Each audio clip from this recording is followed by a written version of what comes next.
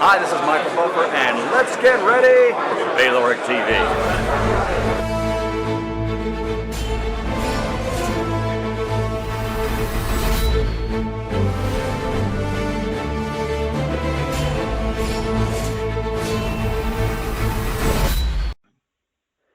Yeah, Froch is 2 inches taller and got a longer reach. So what does that make Mike Tyson? He has to fight small. Like Gavin Rees fights small, doesn't he? He has that crouching, ducking style. I tell you, so Tyson, instead of trying to fight tall, Gavin Rees did well to be a two-weight world champion. One weight. Two-weight? One weight. He just won it at light welter, didn't he? Didn't he? I'm sure he fought at one. Did he win two-weight? No, one weight. He beat Kotelnik, didn't he? No, two-weight then. He beat somebody else as well for the title, didn't he?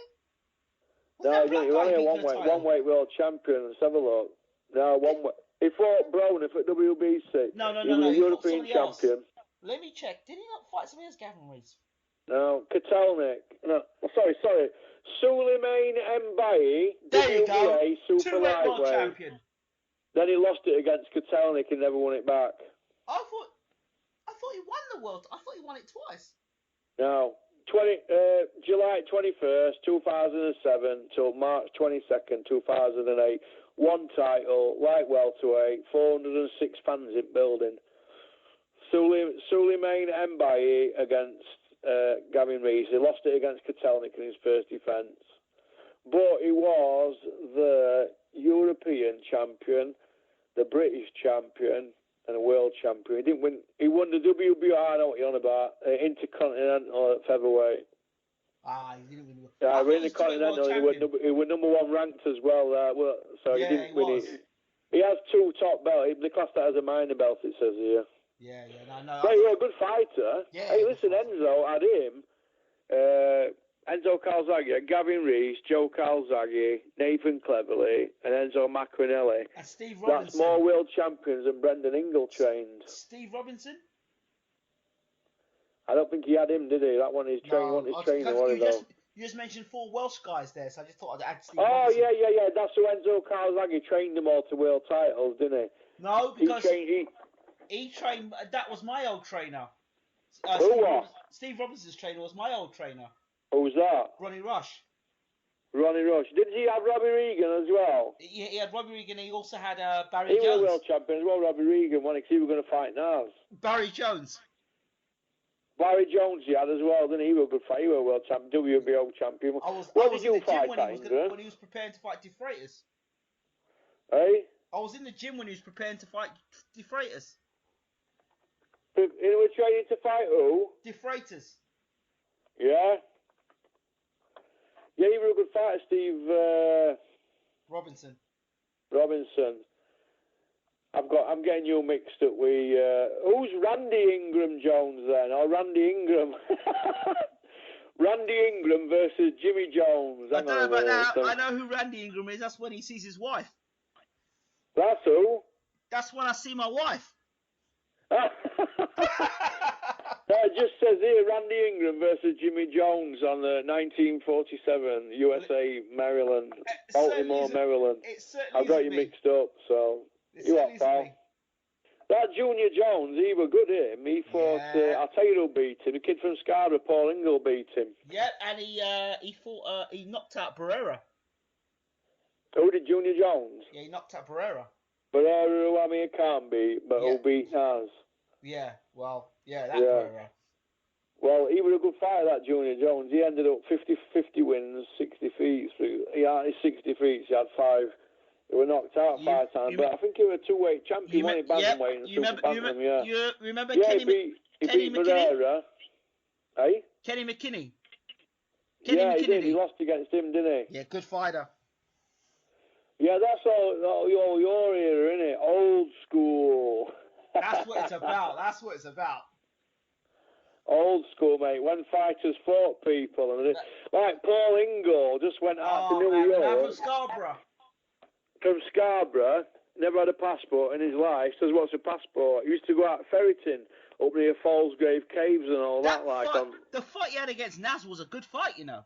Yeah, listen, mate. Let me tell you this: Paul Ingle was a right fighter, mate.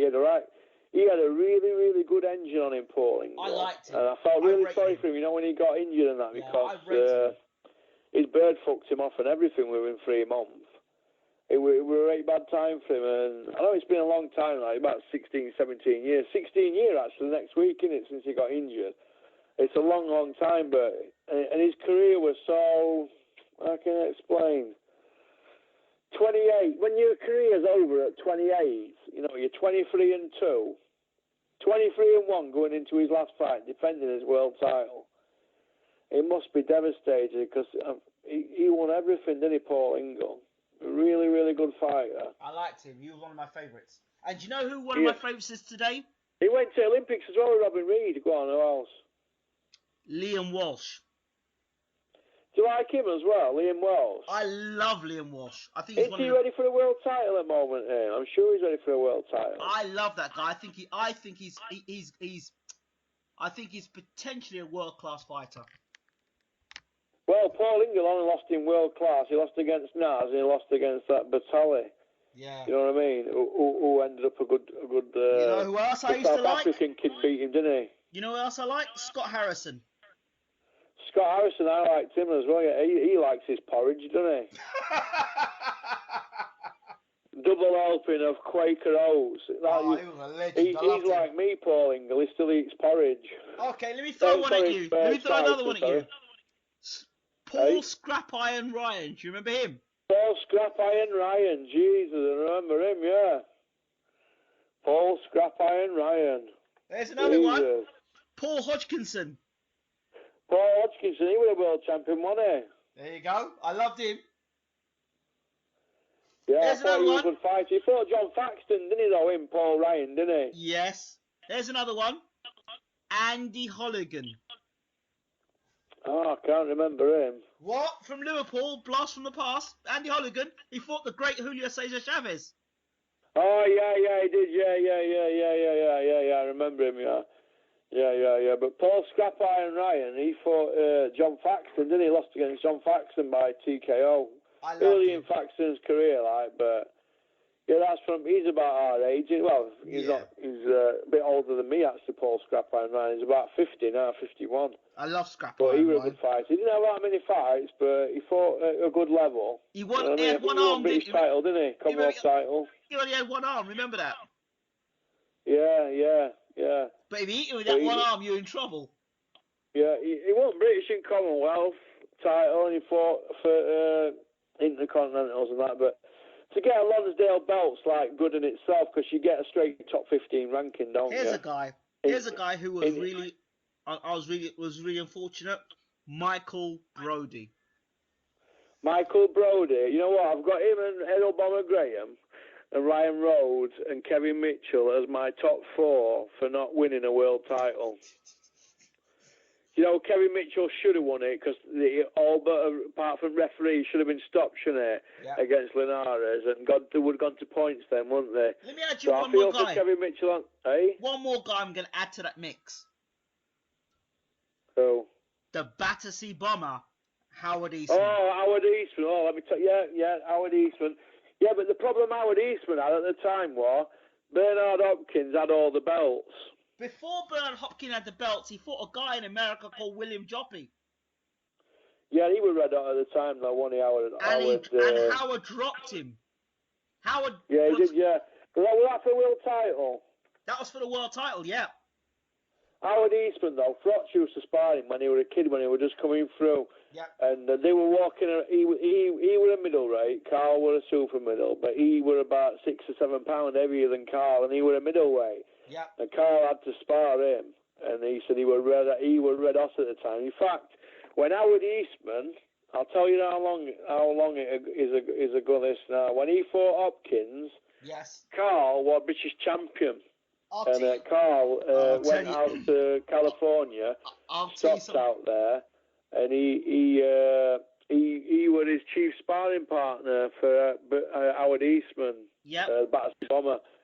And in fact, Robert McCracken ended up fighting him, lost against him, and then trained him. And then his trainer, one uppercut.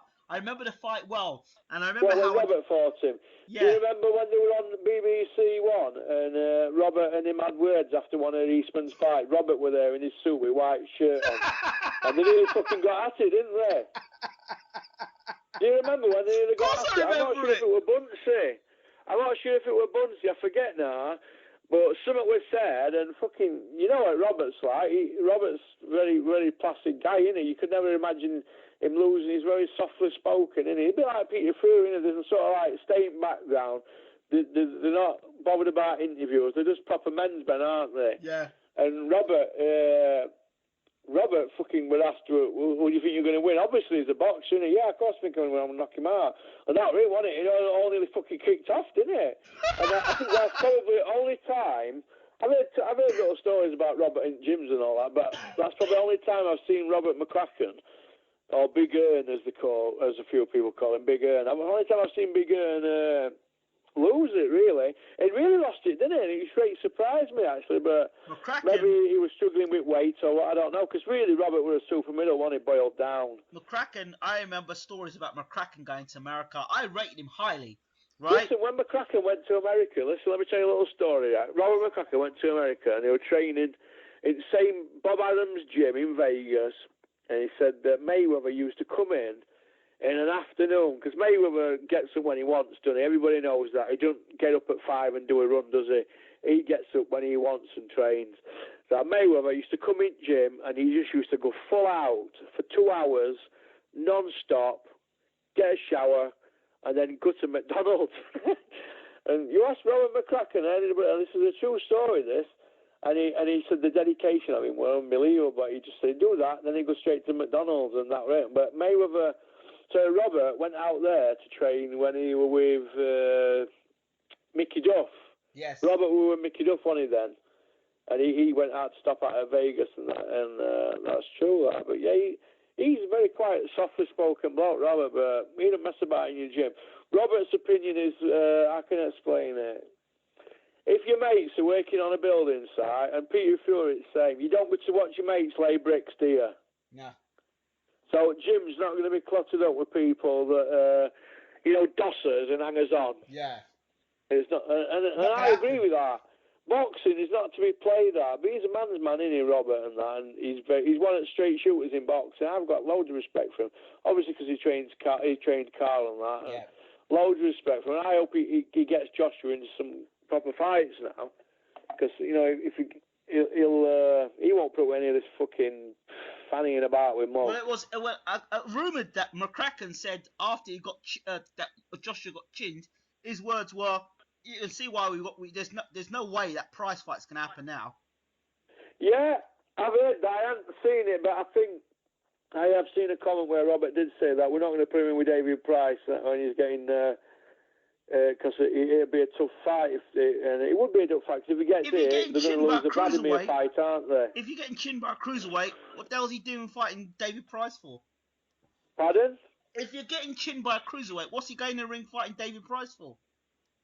Well, you've got to look at it like this as well. There's that many fights have been planned down the line for people, and if you look at everybody were making big noises about Donald Curry in 1986 being the new Ray Leonard, and he were going to fight Leonard, and they were going to split 30 million. Am I right? Yes, I remember that. And then Leonard were going to come back for Donald Curry. Who upset the apple cart? For a ragamuffin man. I'm a ragamuffin man. He turned up from, where's he from? Brixton, is it? He turned up, upset the apple cart, and he beat, as they're saying, Donald Curry at the time. Not in my opinion, but people were saying at the time, Donald Curry is, pound for pound, the best fighter in the world at the moment. And Lloyd Dunnigan were going over there as an opponent, but he were also a mandatory. Now, Mickey Duff timed it perfect, and he were a master at timing it perfect. Now, when Roy Dunnigan went over there, I'll never forget it, because I was starting my last year at school, and it was the first month, the September, around about September. Yeah. And obviously I left school in 87 summer, but I was starting my last year at comprehensive school. I'll never forget it, and it was on like normal telly, like ITV or BBC One, like do, do, do, do, do, do. That Mickey Duff had a deal with them, didn't he? Or what, that ITV.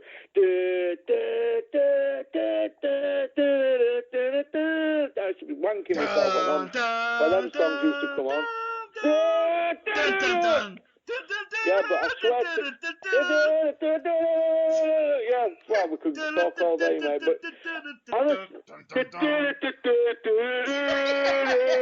I don't think it was that one, I think it was the BBC One. But I'm not sure, I could be wrong.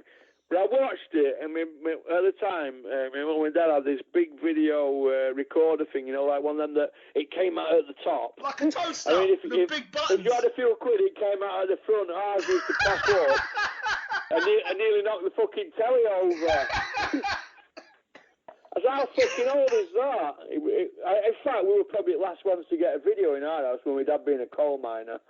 But I swear to God, honestly, I remember my mum and dad taping it. I thought, oh, God, they're taping it. I get to watch it in a week. I have to route through all Coronation Street and Emmerdale Farms. Eventually found it, and I thought, Jesus, they were making a lot of noise about this Donald Curry. And I couldn't really understand it at the time because, like, how can I explain it? At the time, he'd only had 25 fights, Donald Curry. So Lloyd Hunnigan with his 26th fight, and like, who would he beat before then? I know he'd had a lot of defences and that. I mean, here we have got his record here now. So he's had like... Oh. Was he like a Golovkin? So he won it in his 16th fight against Jun Sung Wang, and then he's gone all the way through and lost it in his 20th. So he's had a lot of defences, hasn't he? Like... Oh, so 1, 2, 3, 4, 5, 6, 7, 8, 9. In his 10th lost against Lloyd Hunnigan as a welterweight.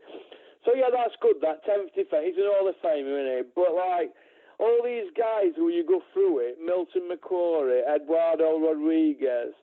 I mean, I know Milton McCrory had a reputation as a puncher because he's from Cronk Gym. Colin Jones, he's another Mickey Duff fighter, wasn't he? Yeah. Marlon Starr, and I know he eventually beat Lloyd Hunnigan. Didn't they have a rematch or something? No, he beat the crap out of Lloyd Hunnigan. Yeah, he did, didn't he? Yeah. Did Mark Breland fight him as well? Because they reckon he was best out of the lot, wasn't he? Pardon? Yeah. Beat the crap out of Hunnigan as well. Did Mark Breland fight? I don't think Mark Breland fought. Terry Norris knocked Donald Curry out, didn't he? At light middleweight. Yeah, but he had I think Michael Nunn. Michael Nunn knocked him out. Donald Curry. That's my boy. Michael's second to none. I spoke to him actually about 6 months ago. I spoke to Michael Nunn. He's in prison, and he was trying to get money to help his prison costs and stuff. How's he doing, like? Well, I don't know. Like 200 years or something for shoplifting. I don't know what it was, but I think he was carrying a gun and shot somebody. I think. Well, his record's not that good, Donald Curry's, you know, in my opinion. Michael Nunn, not Donald Curry. Michael Nunn. Oh, Michael Nunn. Oh, yeah. What did he have to say, like? Not much. I mean, I think he was trying to get money to get himself, you know, looking. Well, see, his record half alright. His record's better than Donald Curry's, but he doesn't get as much kudos as him because welterweight's a glamour division, isn't it? Yeah, but Michael Nunn. Welterweight, your middleweight, and your heavyweight, fought a lot of glamours. good fighters. He beat Michael Nunn's fought 12 world champions, and which he knocked is good, out. like. Remember, he knocked out Sambu Colombe in the first round. He gave that Obama game nightmares. Who? Sambu Colombe fought. He won Obama game's first loss. He lost on points. Sambu Colombe beat Steve Collins as well, from what I remember. Yeah, he did. He was a bogeyman for a lot of British fighters. But Michael Nunn, he beat that Frankie Lyles in a good fight as well. And there were big noises made about him. And I'll tell you another fighter who goes on the radar, that Graciano Rocchigiani or something. The one that almost knocked Ben out in the last round. Pardon? He almost knocked Nigel Ben out in the last round. That Giancarlo Rocchigiano or something. Rocchigiani. Yeah, he fought Nigel Ben, didn't he? Yeah, he did. Yeah. He almost knocked Ben out in the last round. In the 12th round, you go back and look at the tape. He almost knocked Ben out. Never. Yeah. I can't remember fighting Nigel Ben. He should have going to mix it with another one, American. Rocchigiani. He fought Doug. Graciano Rocchigiani or something he's called. He fought him for the WBC title. but the WBO title, he fought Doug DeWitt. Yeah, Doug DeWitt, sorry, yeah, Michael, yeah. Well, Crawford Ashley fought him, you know. Crawford Ashley's a big banger, you know. Yeah, Crawford Ashley's good. I didn't mind. Crawford Ashley fought Nicky Piper, knocked Clinton the Woods. crap out of him. I'll tell you who else Crawford Ashley fought as well. Nicky Piper. Nicky Piper. When he fought Clinton, you know, he broke Clinton's nose. Yeah. And Clinton was swallowing him, and it was a right fucking war as well. I'm sure he knocked out Nicky Piper. Nicky Piper? Oh, I don't know about that. By the way, he fought Virgil Hill as well, you know. Crawford fought Virgil Hill in Nevada in a place called Prim. But, yeah, he did knock Nicky Piper out as well. He did knock Nicky Piper out. Wait, I don't think he won on points against Nicky Piper. Hold on. What's happened to Nicky Piper? I don't know. He's not on Sky no more, is he? Yeah, he was quite good. He was very good. Yeah, but Nicky Piper's just your average Sky guy, innit? You know, he's never done fuck all. So I'll put him on Sky, like, you know what I mean? To get like a pound for pound style on Sky is unbelievable, isn't it? I'd rather listen. Hold on. Because those are failed fucking champions, aren't they? I would rather listen to Nicky Piper than listen to Paul Smith any day of the week. Oh, yeah. Nicky Piper gave Nigel Benn nightmares for fucking 3 rounds. And then... when he fought Nigel Benn for world title. I remember him. That was a good night. Didn't he, Piper? I tell you another guy who should have won a world title. Henry Wharton. Yeah, that's another one, yeah. I mean, how did Nicky Piper get down to super middle at fucking 6'3"? Same as Callum Smith. But Callum Smith, we all know, ain't going to go to light heavyweight because the bogeymen are waiting for him, aren't they? So they're going to squeeze. It's like Groves. He walks around at 15 stone, doesn't he? For 14 and a half stone. He spars David A, doesn't he, Groves? But they're not going to put Groves at light heavyweight because they get fucking killed, won't they, by Kovalev? I'd like to see Groves. Kovalev and Beterbiev and Ward are the bogeymen, aren't they, really? I'd Nobody like wants to see to fight them. Groves versus Cleverly. Who? Groves versus Cleverly for the WBA. Hey, listen, you know what, right? You know, I've just been saying to some fucking guy tonight on there, with that fucking King T Dog, whatever he's called. He's like sponsor at fucking Smith's, and I said, listen, mate, anybody who gets in ring, I give him all respect. But when you've got Paul Smith turning 150 grand down to fight Julio Cesar Chavez in Mexico in front of 40,000 people, and he says, I only want to fight in big fights. Jesus Christ, get a grip of yourself, get over yourself. That's when I flip. Smigger Smig doesn't deserve fights like that. His best win is Tommy Toland. So how can he start? His claim to fame is he got bashed up by Ward. No, it's so not. How can he start dictating who he fights? Well, hold on. His claim to fame was he was in the Contender Series. Remember that? Yeah, and he fucking didn't last. He only lasted one fight, and he's wait, hold on. When he was in the Contender Series, Paul Smith was all right. He was okay. He was all right. Yeah. I liked Paul Smith. So what happened? But he switched. He got rid of Billy Graham, didn't he? He went downhill. He switched, and he had the American train. He had Buddy McGirt with him. Buddy McGirt. Yeah, he had Buddy McGirt, and then he was complaining about he was a middleweight or super middleweight. The weight he was complaining about, he was never performing good enough. You know, when people are complaining about the weights, let me tell you what I've been told off a world champion. You know, when they're complaining about weights, it's because they're fucking lazy. So if he's a middleweight and he says, I think I'm a super middle, why? Has he grown 2 inches in fucking night or something? He's a middleweight who can't get down to it because he's lazy. That's my opinion on weights. That's Mickey Ward about that. You welterweight, that's it. You don't just start fucking growing in height, do you? No, in your 30s, come on. If Paul Smith, when he was a middleweight, right, I feel let down by Paul Smith, and this is why he gets loads of stick, because he had everything there to be a world champion, didn't he? That's what I thought. Right? Yeah, I did. And he first time I saw him fight, right, I saw him fight Pascal in Commonwealth Games. He got a silver medal. And I thought, he's going to be a world champion. I just thought that Pascal had too much for him, didn't he? It was just too much. It was like lightning. And he beat him up. But I thought, he's good, he's going to be all right. And then he went in Contender Series. And I thought he was half all right. He got injured, didn't he? He got a hand problem or so they pulled him out. And then when he switched, when he went to super middle, he lost it from, I don't know.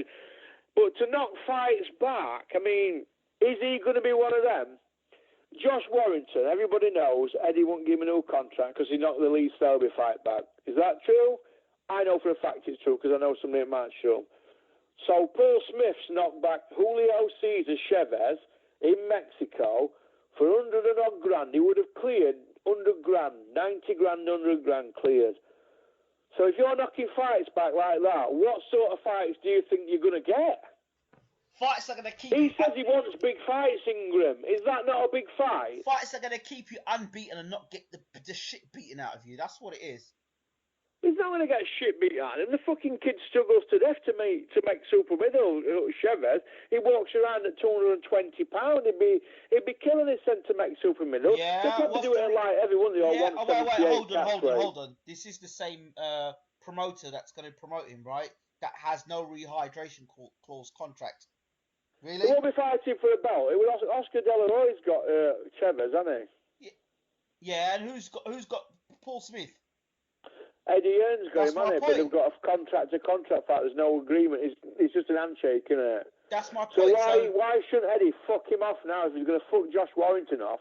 You've got a guy here. Eddie said anybody who's knocking fights back now, well, they're going to miss the boat. What did Barry Hearn say? He said he explained something about fighters. He mentioned Froch. He said if people want pay-per-view fights, they've got to take him when the chance comes along. You can't just ring me and say, oh, Barry, I won't mind the slot there. And Barry says, I'm going to say, no, your plane hasn't landed. You had your chance. He said, if even Carl Froch rings me up and says, put me down for November, because everybody knows Carl likes to fight in November and May. Barry, put me down for November. He said, I'd even have to tell Carl Froch, Carl, you have missed the landing. And that's how he got his point across, because there was all that talk about the Chavez fight. And Carl got an elbow injury, didn't he, and that. And you know when fighters get sort of an injury, Eddie thinks, oh, I don't think his desire's there. He just drops you like a stone. Look what he's done to Josh Warrington. He still wanted to fight. He had 9 weeks to prepare. But he said, oh, it ain't long enough for Lee Selby. I need longer, and I'm getting married and all that. He come out with every excuse in book. He didn't mess about, and he did the fucking right thing, and I ain't got no time for him at the moment. I might in fucking later years, but at the moment, I haven't. He did the right thing, he got rid of him. Now, Paul Smith, that's the same sort of thing, isn't it? Paul, do you want the Chavez fight? Yes or no? Oh, no, I don't want to be in big fights. What do you mean big fights? You're fucking going to clear 100 grand. We're talking 150, 160 grand. Plus expenses, plus what did they give you? 4 or 5 tickets to fly out there, put you all in an hotel, pay your sparring partners, they take care of all that. You get all the fucking limo treatments, back and forth, all that running about, and it'd be on Sky Sports, but not pay-per-view. But they might have intertwined it with a pay-per-view shot. And you're saying no to that, so who do you want to fucking fight then? Chavez is a former WBC champion. He brings big money to the table, doesn't he? And it'd be at super middleweight, or maybe a catchweight between light heavy and super middle, because there's no belt. So who the fuck is Smig to say, oh, I don't fancy Chavez? I don't agree with that, mate. Why is he hanging around the Matchroom now? So Eddie's in a tight spot now, isn't he? Because he's thinking, well, Paul Smith's wormed his way into a Sky job, and his best win is Tony Dodson, who was shot to bits at the time. And the peak Tony Dodson had beat him. So his best win is Tony Dodson. Yeah, he's got a Lonsdale belt at home, but he's not won it outright. So he's saying he don't want to fight Chavez Ingram. So who the fuck is he to knock that fight back? Who the fuck is he to knock that back? Does he want to fight cleverly? Does he want to fight Groves and DeGale? No, does he fuck? You don't see him calling them out. I'll tell you who you hear him calling out.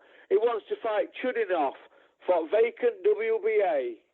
They want to be world champions, but we want to get that fucking belt the easy route. Nobody wants to fucking do a 12-hour shift, do they? They all want to do a 4-hour shift and go home at dinner time. That's what he wanted to do, isn't it? Do you think he'll get the Chudinov fight? Well, fuck, I don't think he'll get that. They're going to give it George Groves, aren't they? Do you know why? Because he's fucking done it the hard way, hasn't he? And I ain't got no time for George Groves, but you can't say that the kid ain't gone the hard route, has he? He's took his lumps and his bumps, hasn't he? Yeah. He went out to Vegas, could have gone either way. Maybe he just lost on a split. He got in there with Froch when maybe he wasn't ready. it might have been a different couple of fights with Frotch if He he'd was have never fought it was 2 never ready years for a later. Frotch fight. The first fight was ready for Frotch. He'd fought nobody to fight Frotch the first fight. He was inexperienced, and he had the wrong trainer. Inexperience cost him because he emptied tank. He thought, I've dropped him in round 1, I'll drop him any time I want, but he forgot that. Why did he drop him? Because Carl got caught square with his feet, and it was a punch from the gods. And Carl got up. So if that's your best shot, that was like a free shot at him, wasn't it? A free hit. Yeah. He punched straight through him. He got a full extended punch, twisted his knuckles and everything. He got straight through it, right down the pipe, bang. He fucking nearly did a somersault. But what happened? He got up. Now, when you've got an hard punch and you're knocking everybody out, except 2 or 3 people, you used to flooring him, banged him out in first round. He got up, you think, oh shit. And then hit him 3 more times after the bell, and then threw the kitchen sink at him. And in the 6th round, he emptied the kitchen sink. And after that round, our Foster said to me, I knew Groves had gone after that 6th round. He says, because he threw that much at him, but the one he was throwing at him was glancing. Didn't have the same vigour as in round 5 and round 1. You with me? After that, it was all Frotch, wasn't it, after that? You know that, and I know that, don't we? But Carl did take some punishment in that round, didn't he? But champions, they come back from that, don't they? I think Frotch vastly underestimated Groves in the first fight. And then he did. I went to his house, mate. He was doing his fucking runs on a treadmill. So what you're doing is I should really be running on the road. And he knows that, but you know what? When he did rematch, he didn't fuck about Carl, did he? No, he didn't. Did he mess about? 14 week in a bed sick, he was sleeping with somebody on top bunk who was burping and farting all night. And you've got £1 million house 50 mile away. I'll tell you, Russell. Because don't forget, in first fight, he was going home every night, wasn't he, from training? And then going back in the morning. It's an hard old slog, that, you know, on the M1, stuck in traffic. You know what it's like from Sheffield to Nottingham? It's a terrible run, isn't it, with motorway? Just I'm remember. telling you now, mate, if you put the hours in camp, you win. But just remember, the next time you see Frotch, you say to him, we can all have a push and a pull, right? What, you mean from that face-off? No, but Ingram, you are right though, but what I said there, Groves deserves his chance, doesn't he, for WBA, whether it's a regular belt or a super middleweight. I'm not bothered anyway, because when Groves wins the title, Frotch goes on the all-time list on BoxRec from number 2 to number 1. He got 10 wins over world champions, and that's the record, isn't it? And the point tally will go above Calzaghe's. Even though he's been beat twice, he got a better resume than Joe's. But he never was. He was never 10. Considered the number 1 guy in his division ever. I don't give a fuck, mate. It's all about timing, isn't it? He was giving years away against Ward. And listen, 1 round had it been a draw against Ward if he'd won 1 more round. You're never going to get a decision when you're fighting away from home, are you? Look at Kovalev, he didn't get nods, did he? I love Frotchy. When we talk about eras... Yeah, but that doesn't matter, does it? Yeah, but where's Ward on that list? He's about 11th. You know why? Because he hasn't had that many fights at Super Middle, has he? No, but when we talk about eras, we're going to talk about this, and we'll talk about eras, and we'll also talk about Frotch and Calzaghe. I love Frotchy. I love him to death, but he was never the man. He was never numero uno. All right, then. Would Calzaghe have beat fucking Ward? He would have Nobody might beat Ward, you know. He's got a terrible style. Well, let's put it this way. He would have had better hand speed than Frotch. He would have had better mobility than Frotch. Who would have? Calzaghe's got a better boxing brain than Frotch has. Yeah, probably might. But but when he was offered the fight, he moved up £5. Well, maybe so. But he also fought Kessler and Sakio Bika, and they're not bums, are they? And remember, no, because Sakio Bika was Calzaghe's hardest fight. And let me remind you, there was a man sitting at super middleweight called Adonis Stevenson, who was Frotch's who was Frotch's number 1 contender, and moved up. No. Stevenson wanted to fight. Frotch refused to fight, and then he wasn't the mandatory. He was the number 1, but he weren't due, so he fought Yusuf Mack and then Groves. Well, Yusuf Mack and then Kessler, unification. Yeah, hold on. Stevenson. No, yeah, they had a unification, didn't they, when Adonis were number one? That was convenient. That's convenient. Stevenson. Why is it that fight didn't sell fucking toffee against the rapist? And then what happened afterwards? What happened the fight after that? After Kessler. What happened? He had his mandatory What growth, did Stevenson go and do afterwards? Moved up. And what did he go and do then? He went and He spot won, Dawson. He beat Chad Dawson. Chad Dawson was recognised as the #1 guy in the division. Yeah, but at the time, Chad Dawson had been beat by Pascal. Had he? John Pascal had beat Chad Dawson. He took his oath, didn't he? Yeah, but yeah. Froch beat Pascal, right, and then Pascal had one fight, and then he fought Adrian Diacono. Yeah. He fought him twice. He fought him once, then he had another guy. Then he fought Diacono rematch. He took Diacono's and then he took Chad Dawson's and then Chad Dawson somehow got his title belt back, and he defended it against Adonis Stevenson. Adonis, and I remember Chad Dawson saying, "Who are you, mate? I don't even know who you are." To who? Dawson said that to Stevenson. I don't know who you are. Yeah. And Stevenson said, "Google me, and you'll find out who I am." And he went and sparked him around.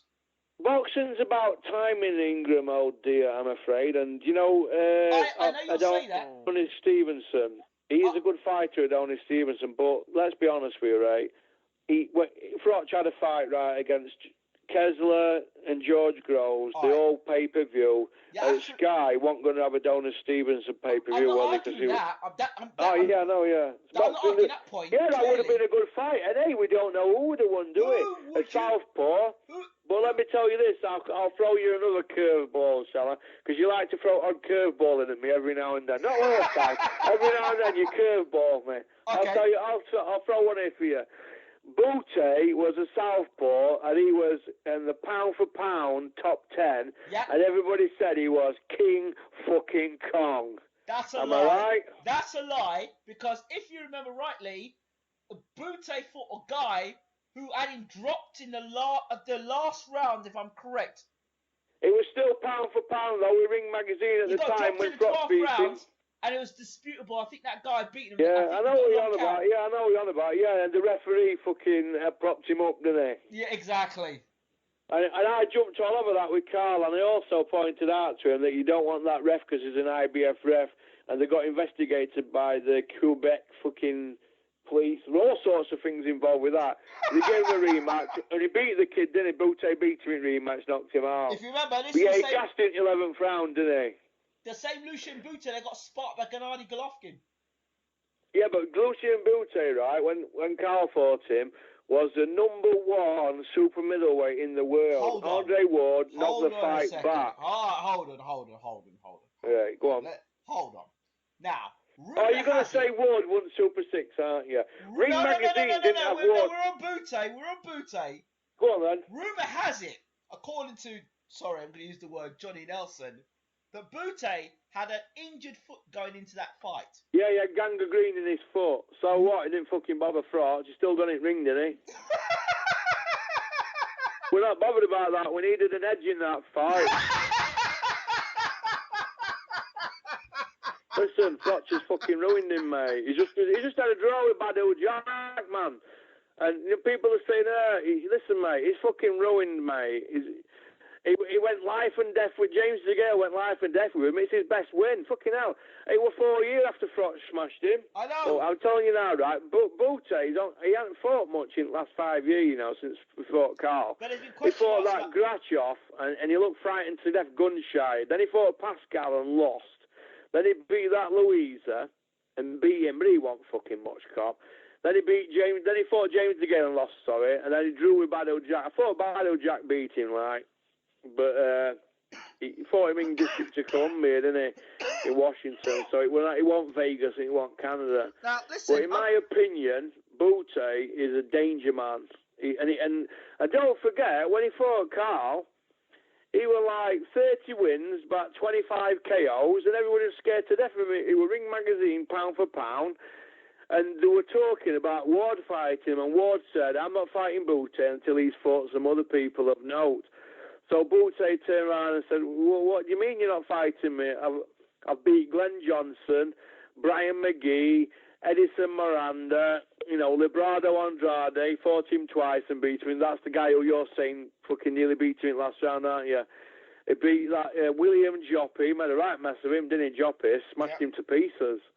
And you said he was going to beat that Alejandro Berrio. I mean, he's got some great wins on his Sakio Bika, who destroyed him, didn't he? Okay, let me give you one there. He beat that here. Sergey Tatevoskin. He was red hot at the time as well. Go on, what? No, it works for both guys. Joe Kawasaki was meant to fight Glenn Goff Johnson about 3 times. 3 times. And he pulled out all 3 times. Yeah, that's true, yeah. But Froch fought Glenn Goff Johnson and beat him.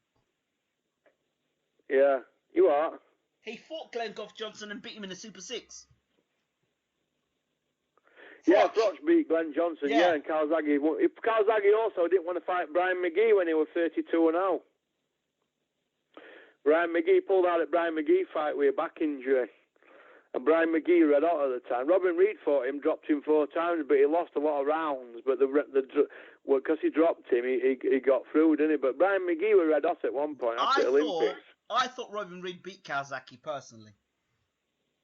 Yeah, well, the punch statistics per round and for landing, because he threw a lot as well, Robin. I don't think he's been as active as that fight, to be honest. and Robin's had no but bad luck, but Robin Reed, in my opinion, beat Kawasaki, and I think Hopkins, in my opinion, squeaked by him as well in that fumbly style as well, because he dropped him as well, didn't he? Yeah. But let me tell you this, Brian McGee. He was a good fighter, Brian McGee. When Robin Reed fought Brian McGee, I think Robin gave him his first defeat. He was like 22-0, and he fought Robin Reed. He got beat, and by the time he got to fight Froch, I think he was about 27-2, and I thought he was a good fighter. He had a good record, Brian McGee. Then he became world champion again. 25-2 he was, Brian McGee, when he fought Froch. Then he got knocked out by Kessler. Yeah, he got knocked out by Kessler, but he was WBA world champion, wasn't he? Yeah, he was, yeah. He was British champion, European champion, WBA champion. Yeah. And it was a southpaw, and I don't think he ever achieved, you know what I mean? He was British champion in 2008. He was IBO champion, and I rate the IBO belt, you know what I mean? I know Oscar De La Hoya and Ring Magazine don't recognise it. But listen, if anybody out there's got an IBO belt, I give it kudos. Do you know why? Yeah, it's the independent rankings, right? Yeah. Box Rec, and there's that other one. What's the other one? The independent ranking. There's 4 independent ranking bodies, and there's also 4 main body belts in there: WBC, WBA, IBF, WBO. But let me tell you this: the IBO rankings for all the weight classes. If you go on the independent rankings. Spot on. And look at them, they're better on the independent ranking. They've got more guys in the rankings than they have on the WBA and an equivalent of the IBF. But yet it's a belt that's not recognised as a top 4 belt. I recognise the IBO belt because all the IBO I recognise the IBO belt. And you know what? Yeah. People say, oh, the IBO's shit. No, it's not. Well, let me tell you this, mate. It's the only fucking organisation that sticks to rules for starters. And the only organisation that recognises the number 1 guy as the number 1 guy. Do you know the guy who owns it? I'm not going to say his name on here, but I know the guy, one of the main guys, right? He's really, really, really good friends with the person I work for. And let me tell you this, they do everything by the book. There's none of that, we'll put you in a 5-star hotel and have you chauffeured about and all that. They don't fall for any of that. Their judges are by the fucking book, let me tell you. And everything is run proper now. The WBC... Hold on. The IBO, is that Ed Levine? The International Boxing Association organisation. Tyson Fury had one of their belts. Yeah, isn't that Ed Levine, the IBO? One. Pardon? I think the IBO's Ed Levine. Oh, I'm sure it's Rodney Bergman or something. Isn't he something to do? Or is he a promoter in South Africa? Oh, Rodney Bergman, he's South Africa. I think he might be promoting South Africa. I don't think it's IBO. Yeah, he has a lot of influence with them. He's a good mate with Dennis's, but I'm just saying the IBO is not a mug belt. I know Ring Magazine at the moment, they're saying, aren't they, at the moment they're not recognising, but last year they were going to recognise it as a 5th belt because they take a lot of money in what do they call it, sanctioning fees. It's top belt. But they run a good ship, you know. There's none of that twisting. Yeah.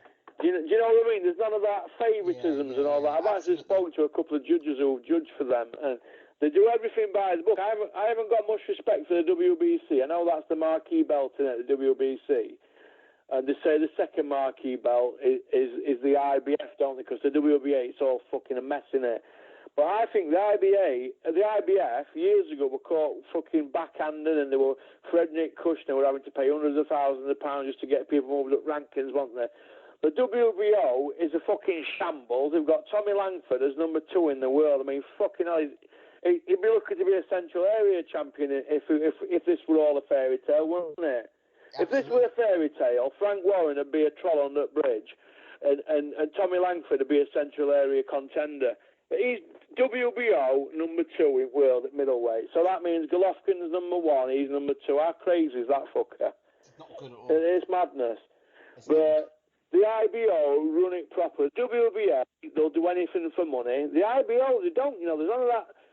They don't take, you know, when you upgrade them, you know, these people, they get picked up at airports. And I know what happens. Go pick so-and-so up from an airport. Take him to so-and-so hotel. Make sure he gets into this room and all this. And I see it with my fucking eyeballs. They go back to their hotel rooms with bottles of wine. So I say, how come he's taking that bottle of wine back to his hotel? Well, how's he going to get the fucking coke out? Because they're taking them home. These officials, Ingram, they're taking them bottles of wine home. You know, when you go to these after parties, I guarantee you now you've got fucking judges, not referees, but you've got judges taking fucking bottles of all sorts back to their rooms. They're taking them back for the fucking wives. And I'll guarantee you, when you fucking go to check them out next day, they've got dressing gowns and all sorts on the fucking tabs. You know what they're taking back on? Yeah. It's all buttering up. And you know where this goes on most? Fucking Germany. I swear to God. You can speak to Brian Hughes or Robin Reed. When Robin Reed fought Sven Otka, they've gone in night before fight, after weighing, they've gone in. We'll get a bit of something down you tonight, Robin, and you can have a sleep in it morning. They've gone into a fucking restaurant. You've got the full 3 judges with Willie Sauerland, Sauerland's fucking missus, and fucking them brats of his, what they call, Callie and fucking Neil or something, Nissy, all sat around the fucking table like it's the Last Supper. What the fuck's all that about? But yet 24 hours later, you're going to have Robin fighting for WBA and IBF. What the fuck? How fucked up is that? That shouldn't be allowed to happen, That's craziness. So, but it's always going to happen because it's not a government sport, innit? I mean, what sort of world are we living in where you've got a 27-year-old kid from Manchester, Tyson, undisputed heavyweight champion at world, beats him in his backyard. Not only beats him, fucking schools him. They tried all that with canvas, didn't they? They tried just about every name in book with gloves, everything to fucking rob that kid. He does all that, and now all of a sudden he's not even in game. He hasn't fought since. That's what sort of sport we're in. It's fucked up. When it's right, when we get it right, it's right, and you can cry tears of joy. You know, for every night that's right in boxing, there's 1,000 that ain't wrong. That's wrong. 10 nights that are wrong. Yeah. You get Froch Brute, Ricky Hatton, Costa Zoo. They got Costa Zoo at right time, didn't they? But now it's like that. You get Lucien Brute against Froch. You get Kovalev against Andre Ward. I mean, forget the decision. What a fucking great fight it was for purists. Yep. Darren Barker. You know, that were a good matchup for Eddie. That he did well to... Pardon? Against Gill. Who? Daniel Gill. Barker. Daniel Gill, yeah. Sorry, I know we were fighting, but I'm saying we were a good match. They matched him well, didn't they? Yes. But then they kick us in nuts when they've got Darren Barker, whose hip's gone. So what they're going to do, they're just going to fucking get him through his camp hardly doing any training, just gave him to weight, and then just throw him under a bus in Germany. Oh, it's okay, we're going to throw toweling in round 1. What the fucking hell are all that about? You're going to get a few quid, it's all right. I tell you what, look what Eddie said on IFL TV. He said to Kevin Mitchell, Kevin, come on, you're all right. No, I don't want to fight no more, Eddie. Down tools after 6 weeks in camp. Eddie says, another squat then get a few quid, then it don't matter. So Kevin says, no, right, that's not what I'm about. So Eddie bragging off like that, just go out there and get a few quid. He don't give a fuck if you're going to win or lose. He'll just let you throw towel in. Like fucking Sims did for Barker, didn't he? Well, I don't agree with that because that's fucking ripping fans off. What about all the fans that have gone out there to cheer that kid on thinking it's going to be a repeat of when he beat Gill? He peaked when he beat Gill, and let me tell you, he fucking got a lucky decision because it could have gone the other way, didn't it? Because he'd been down, hadn't he? Fighting away from home, he got put down, didn't he? Am I right? He came back, but he came back in that fight so well, though, Barker. He came back, but let me tell you, it could have gone either way, couldn't it? It could have gone. So if he hadn't won that fight, that'd have been him done out of boxing. But he had that fight, and then he got the £1 million payday against Sturm, didn't he? And he could have had a rematch against Sturm, so I suppose, yeah, but the game was up by that stage, the game was up. After the Gill fight. But that's what's wrong, but boxing, when it's right, you can cry tears of happiness. I've cried tears at shows for happiness, not fucking streaming down my face, but being so elated at some fights. The Klitschko Fury fight would have been it for me. Or more recently, when Usyk beat Tyson Fury, that one, the Fox Butte one, because I was ringside. And when Usyk became world champion, that was a special night. When who? Usyk beat Golaski. Yeah, well, I'll tell you another fight, and people are going to say, "Fucking you what?" I got so involved in this fight. It was Kell Brook against Sinchenko card, and it was the fight before it, the Brian Rose fight. I'm not sure if it's Fatty Khan and all. I forget his name now, but it was Brian Rose, and we kept shouting, Seasider, Seasider. And it was a fucking proper to and fro fight. And I thought, I just had Brian Rose losing. Yeah. But the elation on everybody's face was unbelievable. It was like unbelievable moment, you know, a ringside fight. I was ringside, these fucking tickets. I got these tickets for fuck all, actually. Eddie gave me them. About only thing he's ever given me. Eddie didn't give me these tickets. There were 1,300 quid for 2 tickets ringside, me and my missus.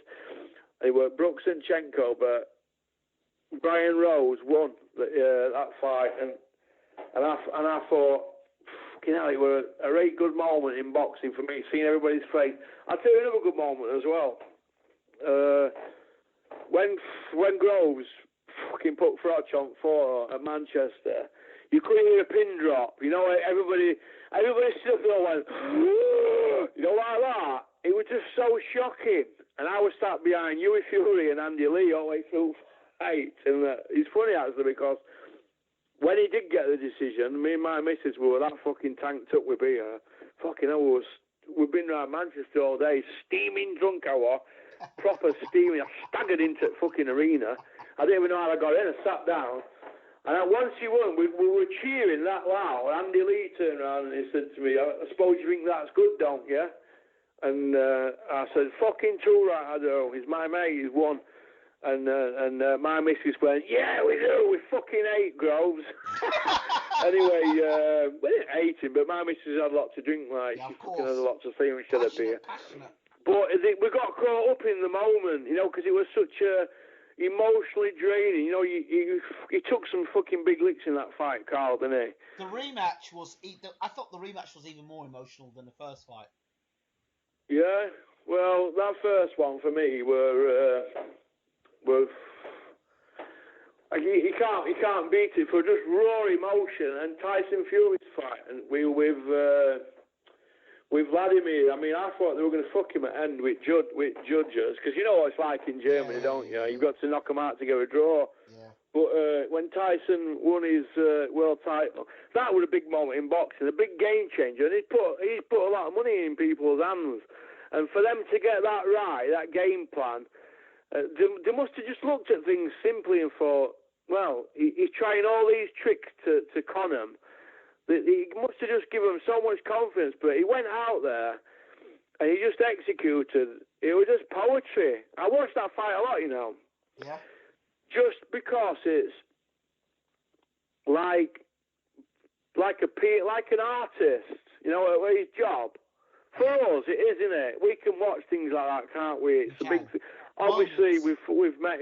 Obviously, you've met him, haven't you? I consider him a pal as well, Tyson, and I speak to him regularly. But to see it, you can't explain it, can you? Because like, in 50 years from now, we're all going to be dead anyway, so we'll all have to take an interest in something. Mine's boxing. Obviously, I sell cars, don't I? And I'm involved in boxing with Dennis and that. But I followed boxing for so long. But for me, that is a big moment in sport, a big thing in my life that tells you that the underdog can achieve anything. And it gives you hope, doesn't it? It's so raw emotion. It does. And I didn't even go to the fight. I watched it at home because I was on bail at the time, wasn't allowed to go anywhere. But to watch that fight, for him to execute that, nobody can take that night away from that kid, you know. Nobody can ever take it off him. Nobody, no matter what people say. I know he gets called a lot of things because he's a travelling kid. He gets a lot of sticker. If I could ask him to put every tweet that he gets on the internet, you would fucking feel so sorry for him because he puts away a lot, that kid, you know. He's only 28, you know, now. He's only a kid, and he's a jovial character. But you look on his Twitter this week. He sent that kid that's got cancer the videos and all that, and did you see that? Yeah. That don't get reported in press, but then he said David Gay's going to fight Bellew, and then they jumped to 11 that front page at Daily Star. But yet they've not reported on the fact that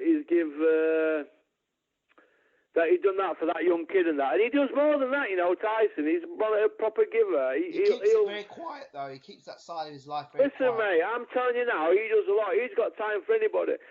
I've seen him at arenas go outside and stand with fans in rain and say, let them in here, it's raining. He's got no bad in his heart, you know him. But they portray him as a fucking monster and all that. It's fucking so bad. But nobody can take that night away from him, you know, nobody. And you know what? If that had been Anthony Joshua, it's like his dad said, they would have been sat with Queen, wouldn't they, having tea and fucking chocolate biscuits, wouldn't they? Or champagne and chocolate biscuits. I don't know who has chocolate biscuits with champagne. She was with strawberries in it. Yeah, unless he's at John Fury's house.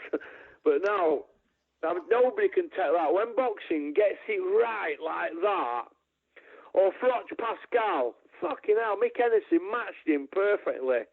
And got it. Joe Calzaghe, are you fighting him? No, I'm moving up. Right, Pascal's number 2. They got straight at it. 2 undefeated kids. I think Carl was 30 at the time. They got straight at it and job's done. And that's boxing when it's done properly, innit? You know that. But how many times are we seeing that now, England? We're not seeing it, are we? You know, your Froch Pascals, your Froch fucking hell, Arthur Abraham. What a fight that was. That was a good fight too as well. Pardon? That was a good fight too as well. In fact, I thought his fight against Abraham was more impressive than his fight against Bute. Yeah, because it showed you his full arsenal over 12 rounds. Absolutely. And he went with biggest banger. He was Bucky's favourite, wasn't he? Joint favourite with Kessler to win it, wasn't he, Arthur Abraham? There you go. But if you look at Tyson's, look at his record. In fact, Tyson was telling me a couple of weeks ago about a guy he fought.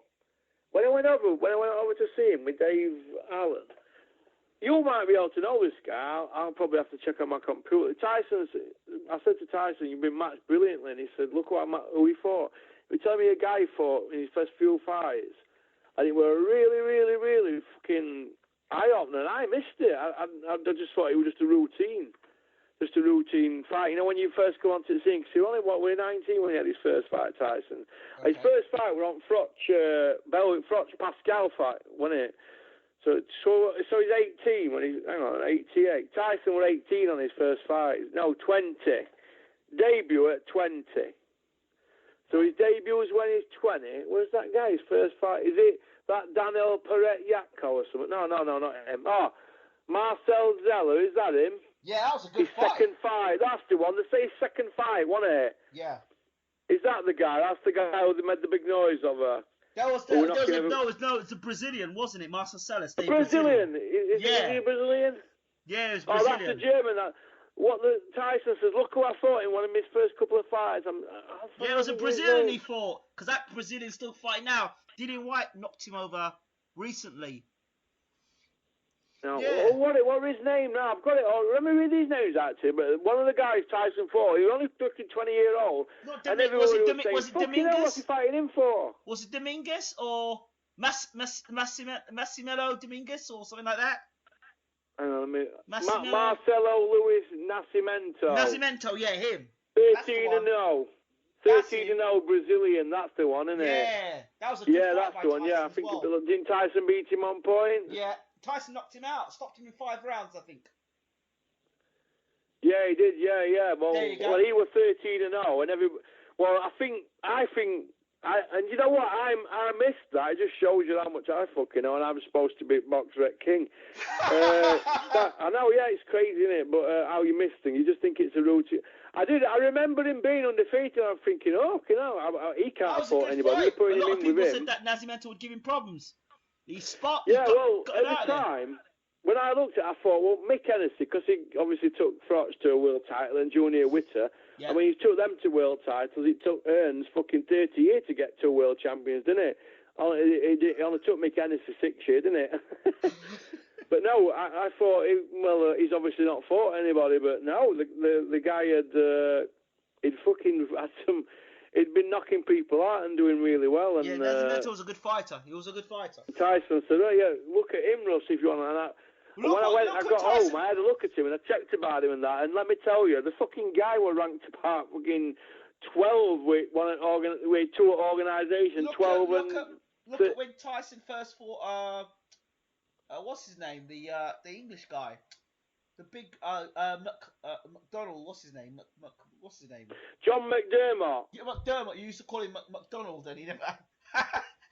He fought John McDermott, and everybody said it could have gone either way, but then he fucking bashed him up in rematch, didn't he? But that rematch wasn't easy either. That rematch was. Frank Maloney had a fucking heart attack outside at ring. After the result on that, the first one, but I think Tyson just squeezed by on that one. I think he just got nod.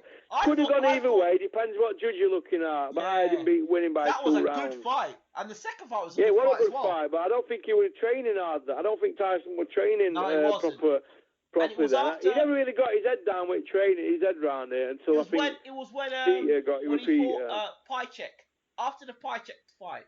That's when Tyson, I think what it were with him in early days, he's got all the technical ability and everything. And I just think he thought, as long as I'm stood up, he don't mind about things because he's got all moves and he's got every technical ability on it. He's got such a good boxing brain, though. He wasn't using it. It's hard to explain. You've got to watch his fight. I've seen all of his fights, every single page. Yeah, but every single fight. Even when he fought Zach Page, he never really looked fit. You know the guy he fought before that. Marcelo Luis Nascimento. They fought that Zach Page. Yeah, those and fights, that Rick Power, he was another undefeated guy. He was showing world-class ability then. Only a baby. I don't know about that. His fights weren't scientific until Peter Fury came in the corner. Until that point, he was fighting and having pub brawls with guys like Pychek and Nevin Pychek and the other guy. There was Pychek and there was another guy he fought.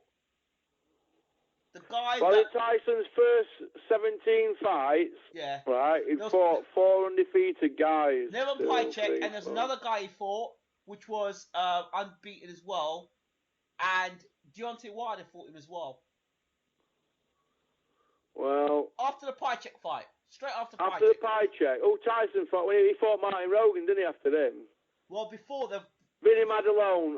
Before that, Derek Chisora. No. There was a fight that no, because I think at a certain point is when Peter Fury came involved. That's when Tyson got knocked down. He got knocked down. Steve Cunningham dropped him, didn't he? No, before that, because. Yeah. Pychek. I think Martin Pychek did he? On the first one, no, he got hurt by another guy, not Pychek. There's a guy before that. Well, before he's only had 20. Joey Abel, was it? No. No. That was the fight. Vinny Madalone. No, he beat up Madalone. No, that's when Peter got involved. It's not Madalone. No. I can't remember. I think he's only been down twice, though, hasn't he? He got badly wobbled by this guy. It was not Pychek. It was the guy before Pychek. Deontay Wilder knocked him out as well. Nikolai Furfer on the 17th of September. That guy. Yeah, but he knocked him out. Tyson knocked him out, got up and knocked him out. Yeah, but Further badly hurt Tyson, and he was blinded with one eye, Tyson was saying. I remember the fight clearly. But Tyson got up and knocked Cunningham out, though, didn't he, straight away? Yeah, but that's when Fury was in his corner. But before Peter Fury was in his corner... Yeah. Well, I remember I think, hey, listen, you've got to remember, like, you're looking at a kid here that just missed out going to Olympics. Because of David Price. And they packed David Price instead of Tyson. I know. He dropped David Price, didn't he, in amateurs? 2013. And took David Price, didn't he? 2013 is when Peter came on board with... Tyson should have gone to Olympics a month before his 20th birthday, but he decided to turn pro because you could wait 4 years and then you could get injured or anything could happen. But the ability that he was showing then, I mean, he went to... I'll tell you a little story, actually. He went to... when Froch fought... what's he called now? Oh, I forgot his name now, but Albert Rabaki. He should have fought Dennis Inkin, shouldn't he, for WBO title, World Boxing Organisation. Yeah. But Inkin got injured, didn't he, and then he retired, and so he had a last... It was 3 o'clock in the morning when Carl came out to fight at Nottingham Arena. Well, that camp, he called Carl Zaghi out. He was on ITV, and he got on the phone and run Carl Zaghi out. Do you remember? I remember it. Well, that camp, Tyson had just turned pro, right? But he turned pro, but he'd not had a fight. It was 6 months, 7 months before his first fight. But he was going pro with Mick Hennessy, and he went out to Ireland. Carl went out at Ireland, Tyson went out there. And that Mike Perez, who were knocking everybody out at the time, do you remember him? Yes. Big Mike Perez with tight T-shirts on and big arms. Him and Tyson fucking had a fucking war, and after a couple of rounds, Tyson took his T-shirt off and said, "Come on, let's fucking get at it." And he jumped out of the ring, and Tyson was 19-year-old at the time. That's a true story, mate. 19-year-old, not had his first fight as a pro, and he had a fucking war with Mike Perez and set about him. So, then, Mick Hennessy would have sat at the back of his mind. Don't forget, Mike Perez at the time ranked in top 10. So you've got a guy here ranked in top 10, and he's a man, he's got all his man strength, and you've got Tyson, who's 19-year-old, and he's fucking going to war with this guy, and holding his own, taking his big shots and giving it back, and schooling him, tying him up, and he's 19-year-old. Come on, Mick Hennessy knew he had gold on his hand. He knew he had a rough diamond on his hand then. But Mick can say, oh, he was a rough diamond at the time. Let me tell you, Mike Perez... He's on YouTube doing a bench press, 200 kilos, strong as a fucking ox. He's retired now. He's come back. He's been trained He come back. He hasn't fought in 18 months. He's training under Virgil Hunter. He fought Hunter. Povetkin, didn't he? No, he's fighting. He's training under Virgil Hunter now. Andre Wall's trainer. Virgil Hunter. Well, yes. Well, he's training in Virgil. I thought he was living out in Ireland in Cork. No, he's with Virgil Hunter now. Well, he's a Cuban, that Mike Perez, isn't he? Yeah. Right? He's only been beat twice. Yeah. Well, at the time, when Tyson were fucking going to setting about him, I mean, he beat Luis Ortiz. He beat Luis Ortiz, in Cuban National Championship, yeah. Mike Perez. Yeah. Well, Tyson fucking set about him as a 19-year-old, mate, and let me tell you, and he's strong as a fucking bull strong. So that tells you how good Tyson were at a young age, doesn't it? It does. And Mick Hennessy can say, yeah, he was a rough diamond and we had to polish him up. Listen, he was already fucking polished before he went pro. So people forget things like this, right? Little things like that. Can you imagine Mick Hennessy watching that thinking, fucking hell, he's not 20 for a couple of... He's 19-year-old, and Mike Perez at the time was 23-year-old. But you couldn't compare I'll tell you what Mike Perez was then. Mike Perez was 5-0. Yeah. 4-0, 5-0. So Mike Perez had 4 or 5 fights, and he's a decorated Cuban. He's beat Luis Ortiz in amateurs. They're all making big noises about him. Everybody's trying to sign him, Don King, everybody. And Tyson just set about him, and they're saying, and people were saying that they could meet down the line. You know, like when Mike Tyson and Lennox sparred as kids. They said, "Oh, these are going to meet down the line." Well, people were saying Perez and Tyson were going to beat down the line. Well, they haven't, have they? And he's only 21-2, Mike Perez. I mean, he's only really lost recently as well. And he lost to Bryant Jennings. He was 21-0, 20-0, won it. Then he had a draw with Takam. Yeah. And it was tough. And then he's lost to Bryant Jennings on a split, and Povetkin stopped him in Russia. So he's there or thereabouts, isn't he? But like I said, Tyson, he was already a pro, fucking 4-0. And like I said, Tyson fucking set about him. Perez's dedication with him, he's never been dedicated, Perez. He's always been questioned about his dedication. Hey, listen, people say Tyson ain't dedicated, but let me tell you, kid, he is. You know when he's in camp? Yep. He's switched on, mate. With Peter so Fury. What? He likes to enjoy sitting out fucking camp. So what? Well, a fucking robot. That's how he's a young kid. He's going to enjoy his money, innit? But let me tell you, if he comes back, and I'm going to say if he comes back, he'll need 2 warm-up fights or 3 warm-ups. Got to have. If you're out at game 2 year, 2.5 year, you're going to need 2 or 3 fights, aren't you? 2 or 3 camps. It's going to be a year just to get yourself back in there. So you could be out at game. You could be out at game another year, and then you're looking at another year to get right, aren't you? So he's going to be 30 when he comes back, isn't he? Yeah? Yeah. He will and don't forget, Joshua will have been round blocked by then. He might have even had a loss on his record. Or he might have had 10 fucking ponies that he's knocked out, 10 bums. Yeah. Either way, Tyson will reclaim the throne, no problem. Because they've got that pedigree, haven't you, from being a young kid. You're like, it's a flip of a coin whether you're going to go to the Olympics. So he knows his onions. Like I said, he was said about that Mike Perez, they were all raving about. I remember him. I remember reading about him in Ring Magazine and fucking, what's that, Michael Rosenthal, is it, editor Ring Magazine, spunking up over him and that. Well, let me tell you, Tyson set about him, mate, before he even turned pro, mate, in Ireland. That's a true story. And he's got some good wins in his record, that Mike Perez, you know. Mm-hmm. But if you look at his career, he's a proper decorated, proper pro. Who's Danny Price as well, heavyweight from England? He beat him. Okay. Danny Price. He knocked him out in 2004 in World Championships in South Korea as a light heavyweight. But like I said, Luis Ortiz beat him 24-22 in 2007 Cuban National Championships. He got a silver medal. He lost to Asmay Acosta. Whatever happened to him? He didn't even turn pro. Why? Because he's a Cuban. They don't, do they? No, they don't. But yeah, trust me, he'll do all right, him, Tyson, if he comes back. But that Mike Perez, KO fucking specialist, wasn't he? All they were saying he was. But did he go in prize fighter or something as well? Did he win it? Who was that? Yeah, he did.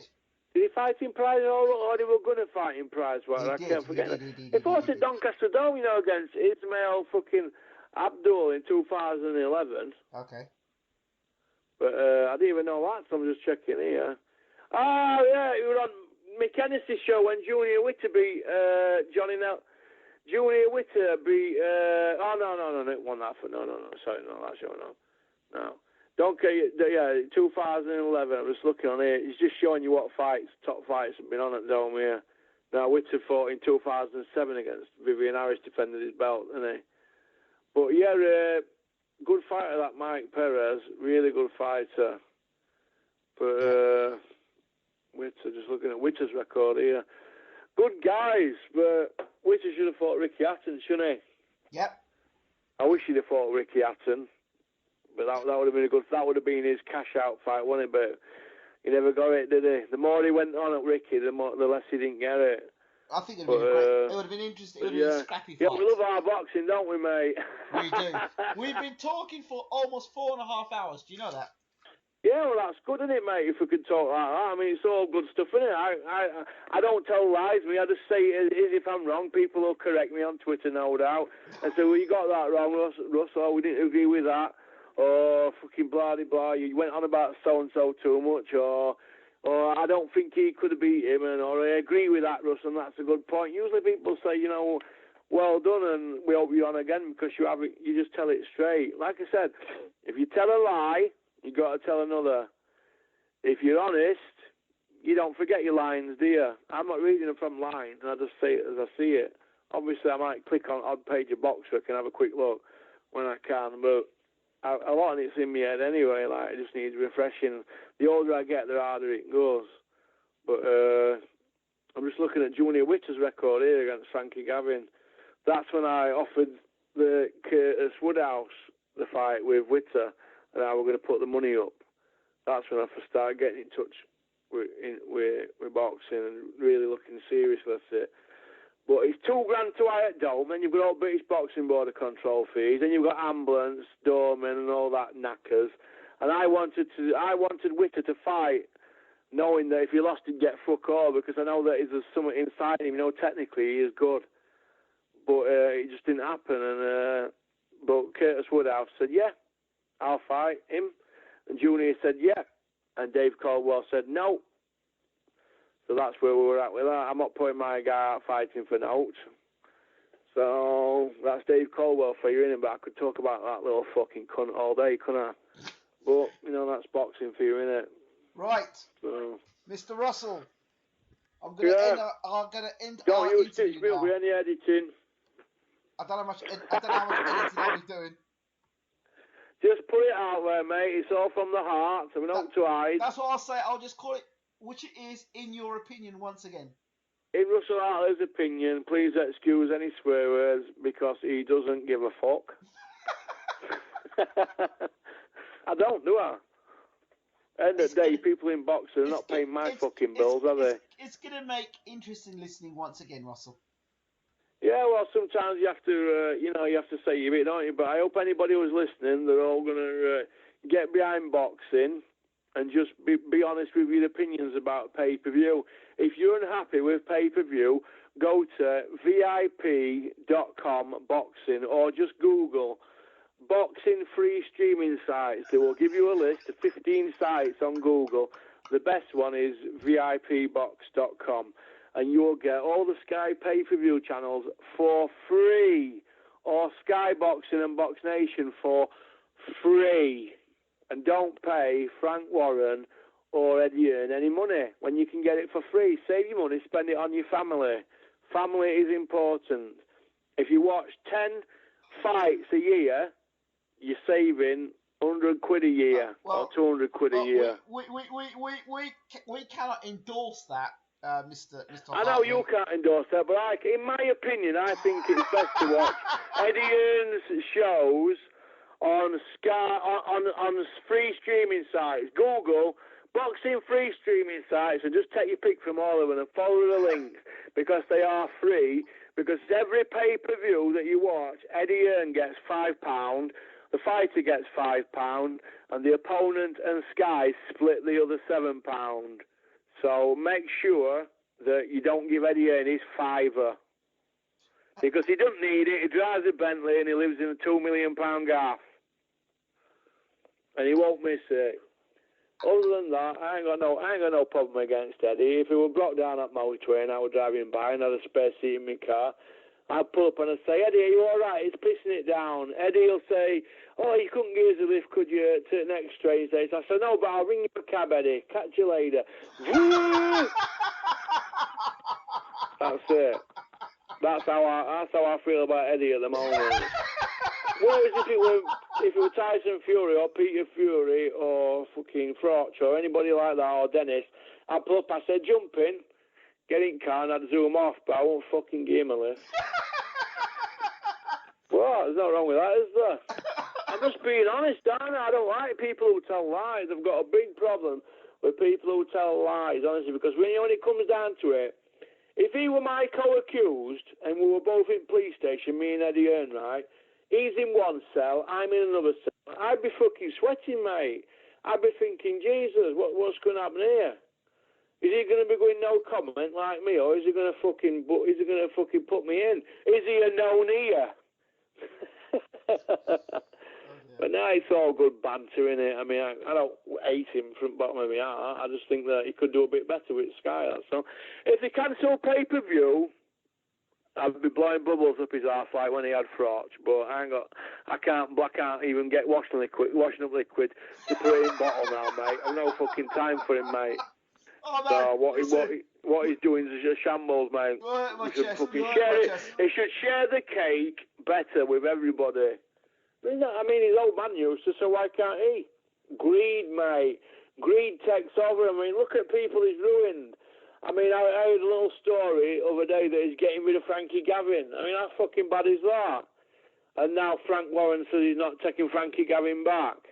Well, that's up to fucking Frank, innit? But he's a good little signing, Frankie Gavin. And let me tell you, if we get our chance to sign him, we're going to sign him. But it's no secret that we're interested in Frankie Gavin.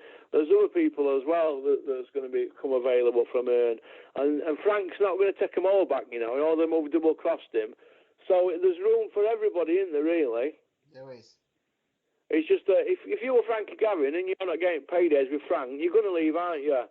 Or if you're getting fucked about with your money, you're going to go, aren't you?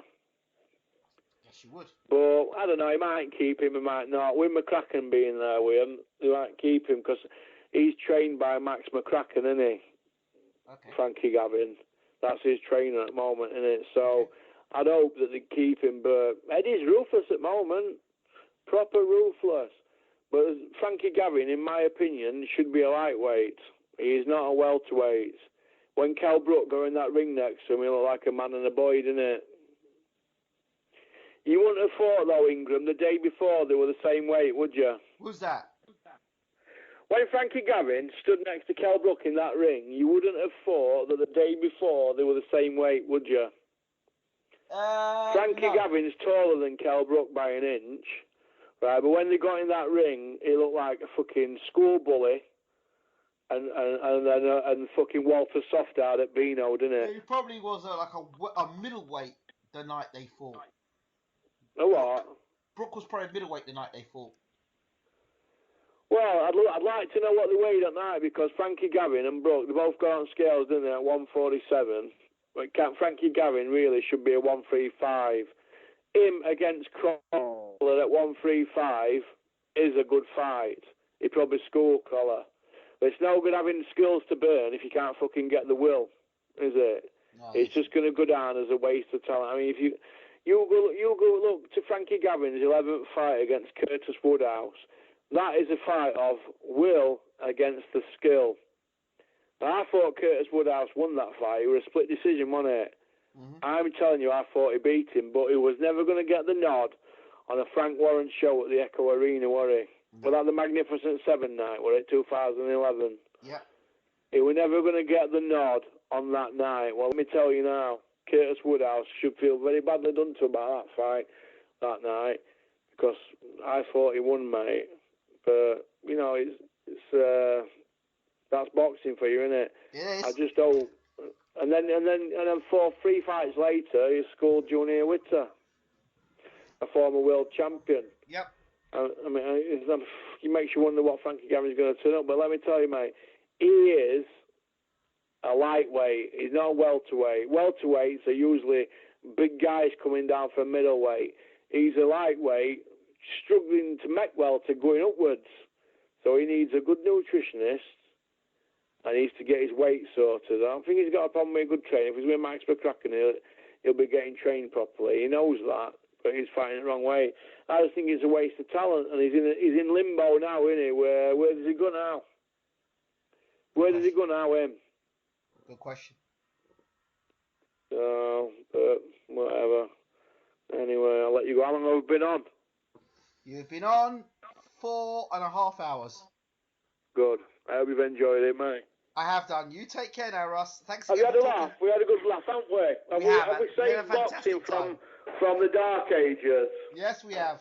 Can't knock well, that. Eddie Hearn has to remortgage after this phone call. I don't think so. I'll put an hand grenade under the lasser's Range Rover or his Bentley. Don't get me involved. Will Eddie's gold card now become a bronze card at Barclays? In your opinion? In my opinion. If anybody's offended by my opinion tonight, I apologise, but it's only banter. You take care, mate, when I get off. I'm now going to have a poached egg on rye bread that my missus baked. Rye bread, We started beautiful. talking, Mr. Hartley. I'd like to let you know we started talking at 1 a.m. 1:15 in the morning. I need to stop taking drugs, mate, don't I? It is now 6:15 in the morning. I know, Friday night, and I could have been at pub, except I've gone out. Come on, when I'm talking to you, mate. Terrible. Anyway, I think I've been off my head or something. You take care, mate, and I'll speak to you again. Don't be straight. And remember, I haven't forgot what you said, and I'm going to do my best on Monday morning when I get up to office, all right? Thank you for the offer. Sounds You good. don't bother, mate. Listen, I'll try my best for you, but sometimes in life, things don't always go to plan. All you can do is try your best and be nice and respectful. And if sometimes it's a no or it's a let's see what happens, it doesn't necessarily mean it's a no, does it? No, we keep all our options open. All right then, mate. Well, listen, you take care, and I love you to bits, pal. See you later. Too. Take care, champ. All the best. Take care, pal. Bye-bye. Bye-bye.